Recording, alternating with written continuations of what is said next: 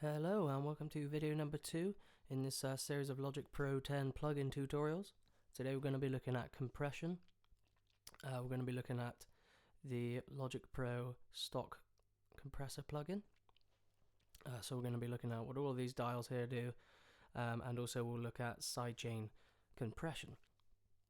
Okay, so the first thing I'm going to mention is circuit type up here, the various different circuit types, and that these are all just sort of mimics of hardware circuits, so real compressors, hardware compressors.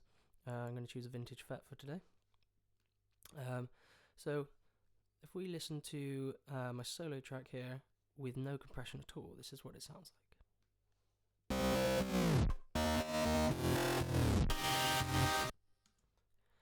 And then here is with just the factory default.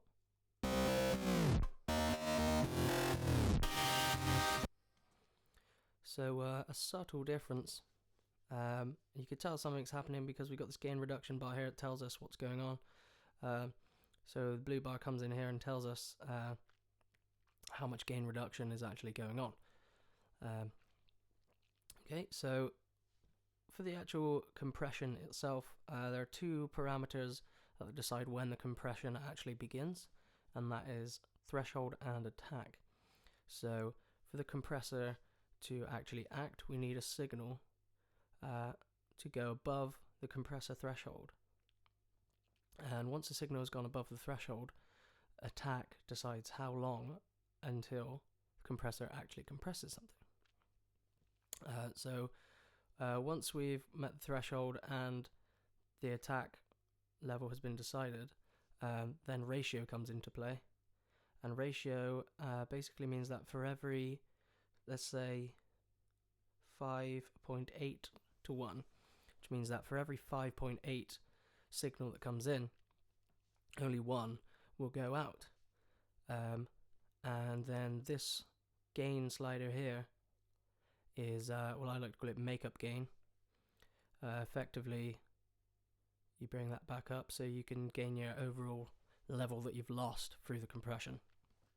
The knee here, effectively what that is, if you look at it in graph terms, low knee means really rigid and high knee means really smooth. So that basically just means how hard the compression is. So if we have low, if the graph is rigid, then the compression will be really unnatural and it will just sort of oomph straight in. Whereas if we have it all the way up at 1, it'll be a bit smoother, maybe a bit more natural, maybe used for acoustic guitars, things like that.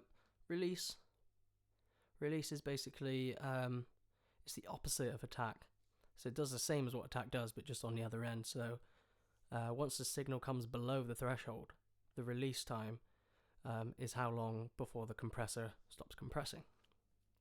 And then we have a little automatic button that just sort of modifies itself as the audio is played, but I like to just set my own. We have a limiter over here as well.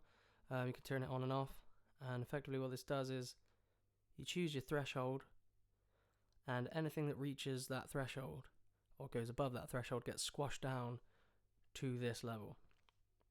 So if I have something that is minus 4 dB, then it will get squashed down to minus 4.2. Okay, so moving on to sidechain compression now. Sidechain compression effectively means that you can set your compressor to listen to a different track. So I've got my 4 on the floor drum set here, so I can make my compressor listen to this track and act when things happen in this track. So for example, let's use no sidechaining and listen to what the bass sounds like here. I'll give it a few modifications.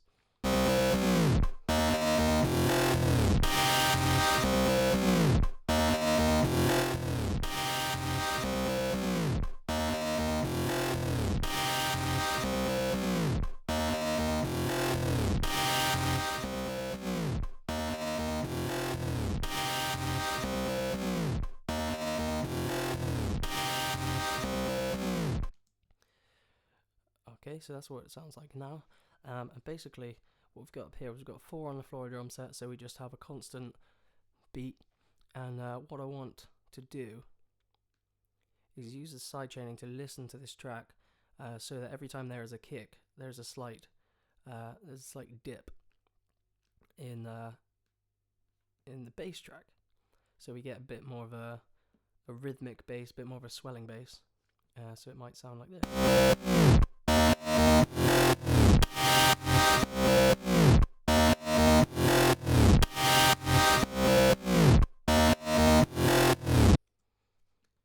So we have with nothing on, and then we have with the sidechain compression.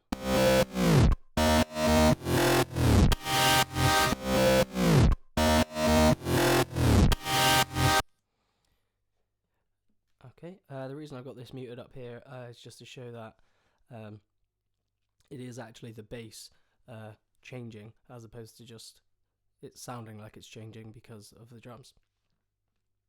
Have a little drop down menu here.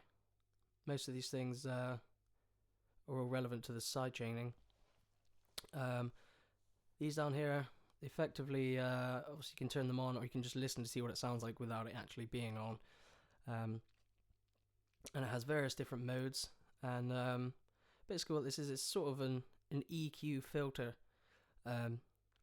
So what you can do is you can remove certain frequencies from what the sidechain compressor hears from the other tracks.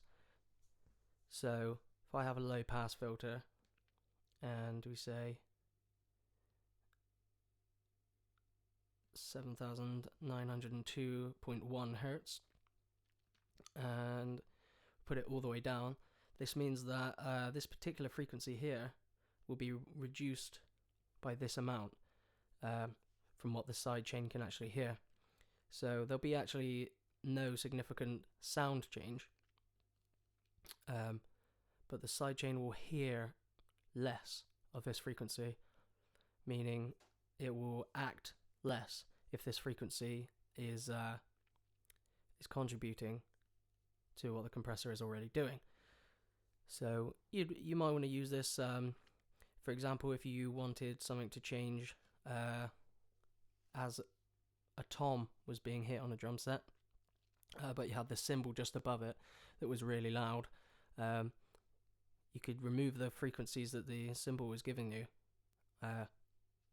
so that when the cymbal is played on its own, it doesn't ruin the effect you're trying to go for.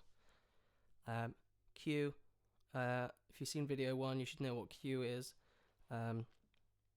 Q is effectively bandwidth, so it's a wider selection of frequencies if you go up to 5, and you can go all the way down to 0.5. Output mix is it's literally just a dry or wet signal level. So you can have 0 and it's all dry, or you can have 100% and you get the fully compressed signal. Output distortion is exactly what it says, it's just output distortion. It does make a difference, sometimes quite subtly. So if we listen to this with no distortion, and then we listen to it with soft,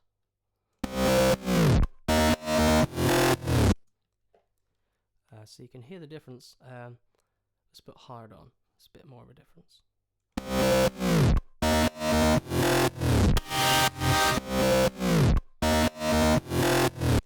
So it basically just does exactly what it says, it distorts it. And that is everything you need to know about compression.